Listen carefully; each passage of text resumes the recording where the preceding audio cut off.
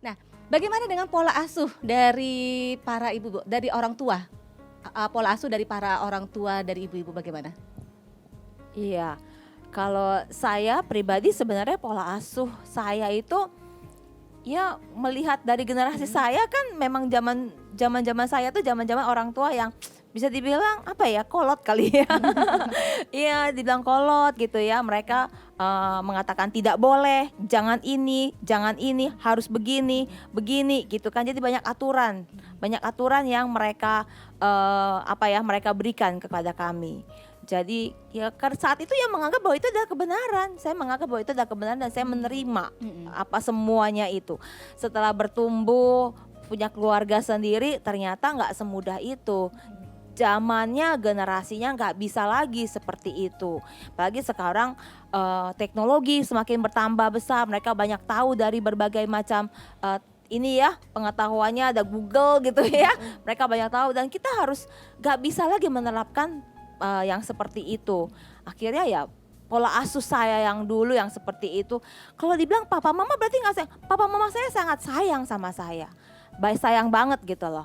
Tapi ya mereka memang nggak dibilang apa ya, mungkin kasih yang mereka berikan ke kita tuh nggak terlihat dari cara mereka bicara atau apa, itu kan kasar sekali. Nah itu yang akhirnya terturun ke generasi saya, terbawa ke generasi saya, Jadi ke anak-anak saya. Ibu Diana juga tanpa sadari Betul. melakukan itu kepada anak-anak. Iya, betul. Nah, lalu apa yang Ibu lakukan? Iya, setelah itu kan anak-anak bertumbuh besar, saya melakukan seperti itu, suami juga sama seperti itu. Akhirnya muncul kan masalah. Anak saya yang paling besar saat itu juga iya, sampai saya bingung gimana ya cara handle-nya. Kata orang puber itu kan banyak hal-hal yang terjadi. Tapi kalau dilihat puber masih SD, belum puber lah ya gitu ya, masih usia kecil gitu loh, pubernya masih SD kecil di bawah. Akhirnya saya banyak belajar, saya banyak berdialog dengan orang-orang, dengan guru-gurunya juga di sekolah. Saya lakukan itu gitu dengan guru-gurunya di sekolah, banyak bicara. Siapa tahu di sekolah bagaimana anak saya. Saya minta pendapat lah dari mereka. Akhirnya karena kami benar-benar merasa tidak tahu lagi harus bagaimana dan kita hanya bisa berdoa sama Tuhan, dan satu hal yang Tuhan bagikan kepada saya adalah saya harus sekolah lagi gitu, saya harus belajar lagi. Dan di situ akhirnya saya mengambil keputusan untuk saya belajar lagi. Orang tua yang sekolah, Betul. bukan anak yang sekolah. Iya, ya? betul. Boleh di-share nggak sekolahnya seperti apa? Saya waktu itu akhirnya mengambil keputusan untuk sekolah konseling. Oke. Saya sekolah konseling dengan tujuan adalah anak saya berubah. Wah, bagaimana nih? Kan emak nih ya, emak harus tahu dong bagaimana caranya ngatur anaknya putar-putar ya supaya anaknya berubah. Ternyata dalam sekolah itu enggak. Yang saya diajarkan, saya dibukakan bahwa ternyata yang harus berubah adalah dari diri saya sendiri. Orang tuanya dulu yang harus banyak berubah. Dan itu gak mudah memang, mengubah diri saya yang udah sekian puluh tahun gitu ya. Tapi karena saya dan suami rindu bahwa kami harus mengalami terobosan, kami harus mengalami pemulihan. Yang gak mau kita sama-sama berjuang, kita sama-sama belajar. Kita yang berubah, betul. Tidak menuntut orang lain untuk berubah. Wah, betul. Keren banget, terima kasih. Kalau saya dulu orang tua saya masih belum mengenal THCM juga sih, jadi kayaknya 50-50 lah gitu, 50-50.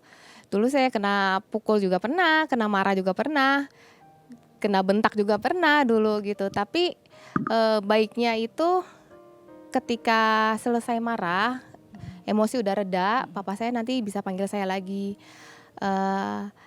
bisa pangku saya, bisa peluk saya. Dia bilang sorry, tadi papa udah marahin kamu gitu. Terus dia kasih tahu saya kenapa saya bisa salah gitu.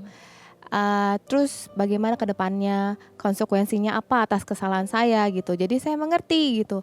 Oh ternyata memang saya salah gitu. Tapi karena mereka juga belum mengenal THCM kan ya. Jadi saya nggak dendam juga sih ke papa saya, karena ya nggak setiap kali saya salah juga dipukul gitu. Nggak setiap kali saya salah juga dibentak atau dimarahin.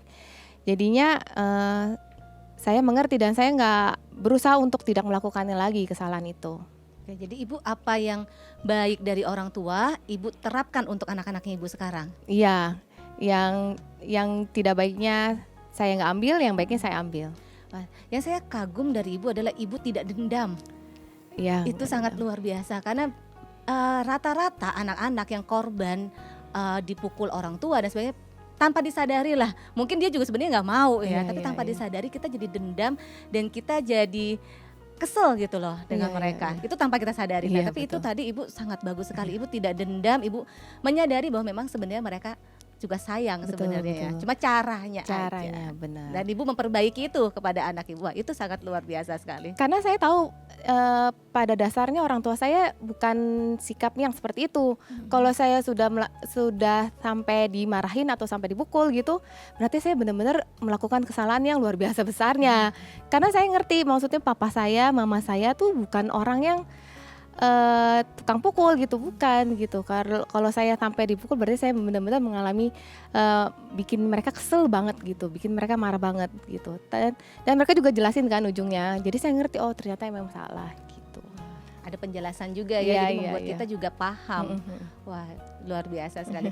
Ya, Ibu Melinda bagaimana?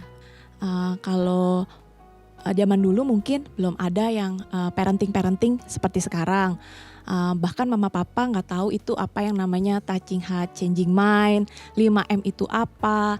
Tapi yang saya ingat mama papa itu selalu memberikan saya kebebasan untuk berpendapat, selalu mendengarkan mungkin perasaan-perasaan anaknya gitu. Juga jadi saya lebih leluasa cerita ke mama papa gitu, karena kan mereka kan nggak marah-marahin saya ketika mungkin pilihan saya nggak sesuai mungkin dengan keinginan mereka gitu. Mama papa sih lebih banyak kasih saran-saran, masukan ke saya gimana baiknya gitu. Tapi mama papa balik lagi, mama papa bilang ke saya, kan itu kamu yang menjalankan. Jadi ya kamu yang memutuskan, kamu yang memilih. Dan saat kamu sudah memutuskan, ya do the best, lakukan yang terbaik sebisa kamu gitu. Jadi hal itu juga lah yang saya akan bawa ke anak-anak saya gitu.